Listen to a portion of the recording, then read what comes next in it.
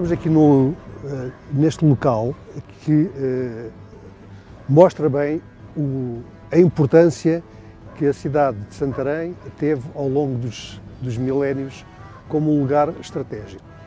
Relativamente à instalação da cidade romana, da urbe romana, convém falar que através dos textos históricos antigos, de alguns escritores da época, o caso de Estrabão, de Plínio o Velho, de Ptolomeu, sabemos que aqui neste local foi instalada a colónia scalabitana, também com a designação de Scalabius Presídio Júlio.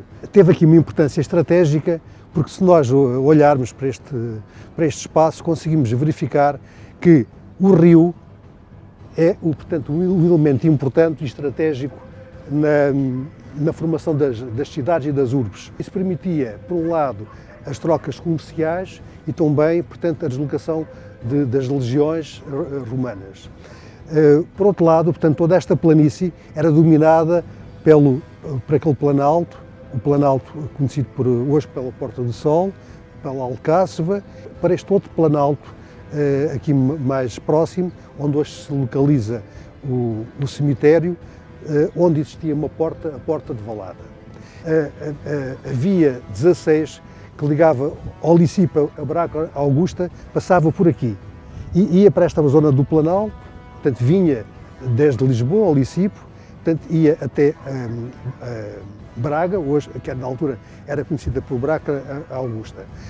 Outra ligação desta mesma via seguia junto ao rio, portanto, mais ou menos aqui junto às Ónias, ela bifurcava, vinha junto ao rio e ia passar por uma ponte das barcas, uma ponte que existia de barcas, para o lado de lá, conduzindo, portanto, à capital da província ulterior, que era, portanto, hoje conhecida como Mérida e antigamente por Emérita Augusta.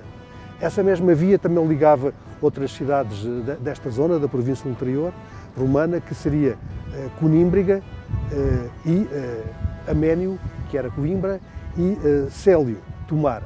Portanto, era realmente um ponto estratégico e foi aqui que, no ano 138 a.C., um general Décimo Júnio Bruto, que era o protetor desta província, portanto, fez acampamento militar, e que aqui se instalou para dominar, portanto, os povos que aqui viviam.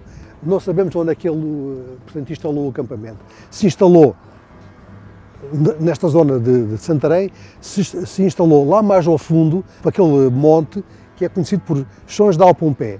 Portanto, julga-se que foi além que ele montou o acampamento, portanto, há 138 anos antes de Cristo, mas também existia, portanto, outros dois acampamentos. Um acampamento aqui na Lesíria, conhecido por Alto dos Cacos, aqui entre Almeirim e Alpiarça, e outro um pouco acima de Alpiarça, conhecido por Alto do Castelos. Portanto, reparem que existiam aqui um conjunto de acampamentos nas zonas altas e nas zonas baixas, com o rio ao meio, dominante toda esta zona, e daqui partindo, portanto, as legiões para conquistar todo este território que ficava, portanto, acima do rio Tejo. Este arruamento é um arruamento ancestral, portanto, vem tanto da ocupação romana e foi sempre utilizado até em toda a Idade Média. Quando se realizaram investigações da evolução urbana de Santarém, em 1998, no âmbito da candidatura Santarém Património Mundial, foi feito um trabalho de investigação e conseguimos detectar pelos arruamentos da cidade que a estrutura deste bairro do Pereiro, a estrutura urbanística, era totalmente diferente do resto da cidade. Enquanto o resto da cidade, do Planalto, ela se desenvolve com ruas, portanto, sinuosas, ruas não retilíneas, nesta zona da cidade as ruas têm um traçado, portanto, retilíneo, hipodâmico, e algumas ruas que não estão existentes e não é possível verificar, elas existem nos cunhais de algumas casas.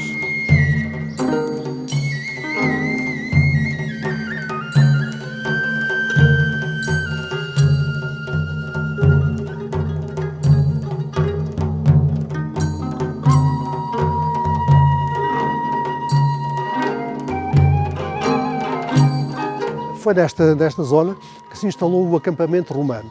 Nesse acampamento romano, há a rua principal, chamada o Cardos Máximo.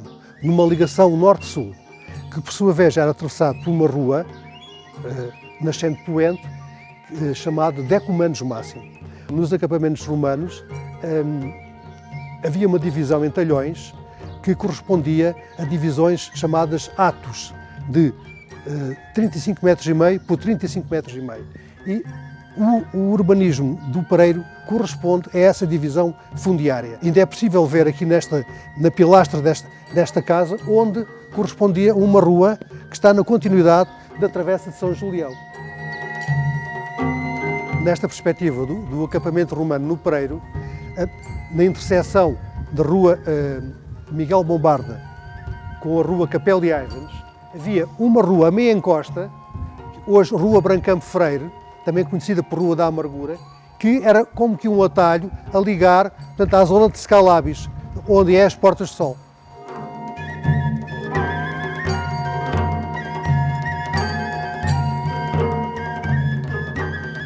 Os romanos, para montar um acampamento que servisse de base a uma estadia prolongada, havia ser por anos, e podiam dar lugar às cidades, como é que eles faziam o acampamento? A matriz urbanística era sempre executada através de um traçado hipodâmico, isto é, um traçado perpendicular, de ruas perpendiculares entre si, atravessada pelos dois eixos perpendiculares, o Cardo Máximo e o Decumanus Máximo. Portanto, esta rua Miguel Bombarda corresponde ao Cardo Máximo. E seguiam alguns passos. Os passos tinham a designação de Corrégio, Conspício e Cortúmio. Portanto, era o nome dos passos que seguiam. Portanto, o ritual da fundação era executado a partir de um templo. Esse templo se chamavam Templos Minus, que podia ser uma tenda ou um espaço delimitado que encerrava, portanto, o augur. O augur era um sacerdote, que daí vem a palavra augúrio. E a única abertura que tinha, portanto, essa tenda, era para o sul. Havia depois um agrimensor que ia com um instrumento, uma lança-bastão, que ele chamava o astim, ou também chamado litus, inspirado no que o Rómulo utilizara na fundação da cidade de Roma. O passo seguinte nessa fundação do acampamento era o que eles chamavam o conspício. Consistia num conjunto de gestos que o augur fazia para abarcar com o olhar todo o território à sua volta e esperar alguns sinais que pudessem dizer se esse local era realmente o local escolhido para montar o acampamento. Portanto, o augur aguardava algum tempo para os sinais que a natureza lhes pudesse dar, como por exemplo o voo das aves e os seus sons, e muitas vezes matava uma dessas aves para dissecar e analisar as suas entranhas, em especial o fígado, para perceber a sanidade do local. Este ato, portanto, chamava o augur do Cortúmio. Esse local onde estava instalado o augur, o Templos Mínimos, passava a ser o centro, isto é, o umbigo do acampamento, o ofalos, portanto, que dava origem à fundação da cidade ou do acampamento romano. Portanto, e este centro passava a ser o eixo, o Cardo Decumanus do Fórum, que neste caso não seria aqui, seria na relação nesta rua Miguel Bombarda, Capel e Ivens, com a rua João Afonso, 1º de dezembro. Estamos aqui na interseção da rua Miguel Bombarda, rua Capel e Ivens, com a rua João Afonso, com a rua 1º de dezembro, conhecido por Canto da Cruz, portanto, onde, segundo a tradição, seria aqui a relação do Cardos com o Decumanus romano. Não ponho isso em causa, nem digo que não seja verdade, mas parece-me que se a rua Miguel Bombarda, Capel e Ivens, será o Cardos, talvez o Decumanus fosse mais junto onde é a Igreja do Milagre, e aí ser realmente o templo sagrado, o Templos Mínimos dos romanos, que deu origem ao Fórum. Depois procedia-se a uma situação avançada, que era a divisão dos talhões, que é, no fundo, o urbanismo que está presente aqui no Pereiro, em centúrias e atos. Portanto, a centúria correspondia a divisões de 500 pés por 500 pés e os atos em divisões de 250 pés por 250 pés. Isto é, os atos 35 metros e meio por 35 metros e meio e as centúrias 142 metros por 71 metros. Esta divisão em talhões, portanto, era feita por uma vara chamada chitorium, era uma vara de bronze e era feita sempre em linhas retas, linhas perpendiculares. Portanto, é no fundo o urbanismo que encontramos no Pereiro. Ruas retas, divididas em 35 metros e meio por 35 metros e meio ou 35 metros e meio por 142 metros. Temos aqui esta rua, que na Idade Média era chamada Rua do Almocoruvinho, que realmente é uma rua totalmente retilínea. Estamos a pleno bairro do Pereiro, como se pode verificar, portanto, e está afastada da outra rua 35 metros e meio. Estamos aqui na Rua da Roda, que tem uma largura igual, portanto, às outras ruas e que dista 35 metros e meio da Rua Miguel Bombarda. Rua da Roda, que por sua vez dista 35 metros e meio da Rua José Paulo. Portanto, e esta distância que corresponde aos atos, portanto, a 250 pés romanos, é uma permanência nas ruas do bairro do Pereiro.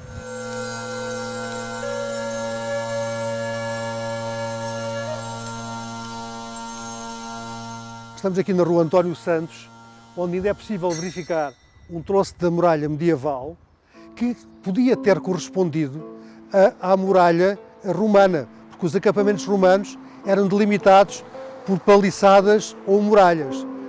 Nós estamos a dizer que a muralha era a muralha romana, é uma muralha medieval, mas os seus limites podiam também ser os limites do acampamento romano.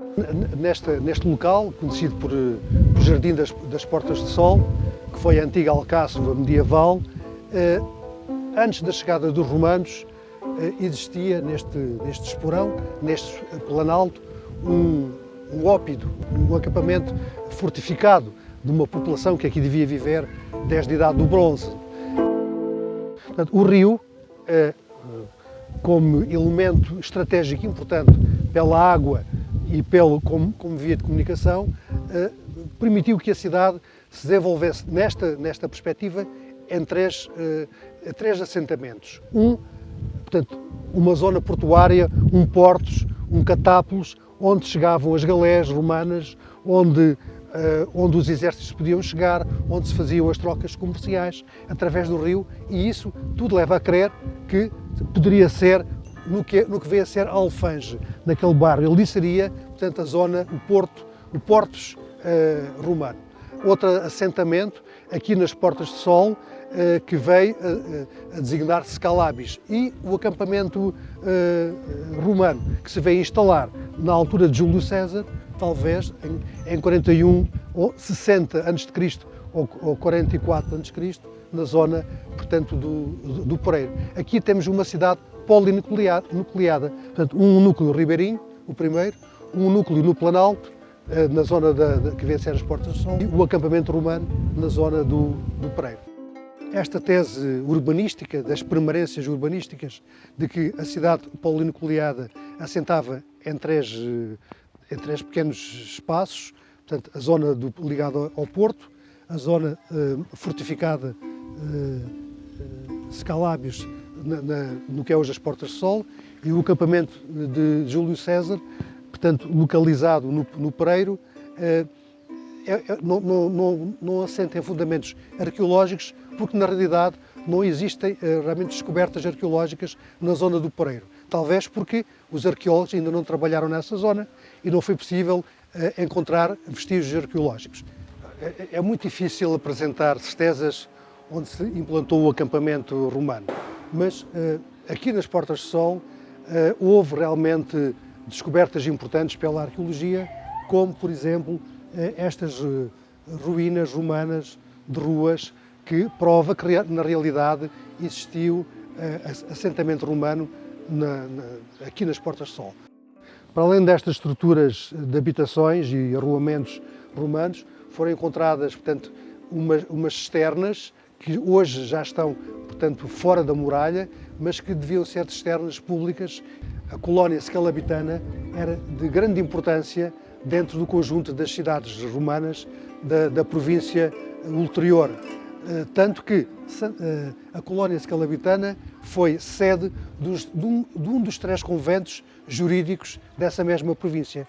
E estes conventos tinham a jurisdição de um grande território. Mas as Portas de Sol, esta área, tem uma área mais ou menos de 4 hectares. Ora, Se nós pensarmos que um exército romano, composto por 2 legiões, podiam ter cerca de 10 mil homens, mais os acompanhantes, mais os animais, mais as carroças, era necessário uma área mais ou menos de 20 hectares para implantar um acampamento, o que não era possível nesta área. Daí esta teoria, comprovada pelo urbanismo da zona do Pereiro. Aqui neste local, na Casa da Alcáçova, foi, através de escavações arqueológicas, a doutora Ana Arruda encontrou um pódio de um templo romano, cujo maciço tinha 15,45 m por 15,25 m, o que correspondia a 52 vezes 51 pés romanos. Também aqui na igreja de Santa Maria da Alcáçova foi encontrado, por escavações arqueológicas feitas pela doutora Catarina Viegas, portanto, uma parede larga que talvez tivesse pertencido a um templo romano. Essa parede tem cerca de 2,80 m de largura, portanto, corresponde realmente à existência de um templo de grandes dimensões. Não existem evidências de outros edifícios religiosos e públicos romanos que esta colónia scalabitana tão importante na época romana deveria ter. No caso, o estádio, os banhos, o teatro, talvez o estádio se encontrasse fora, naquilo que é chamado o campo fora de vila, também relativo à localização do cemitério, a simbólica localiza os cemitérios romanos nos lugares onde depois se edificaram as igrejas de São Martinho. Será que seria aí o cemitério romano onde existia a igreja de São Martinho, o edifício do ex-Banco de Portugal e do Teatro Rosa de Damasceno? É uma interrogação que deixamos.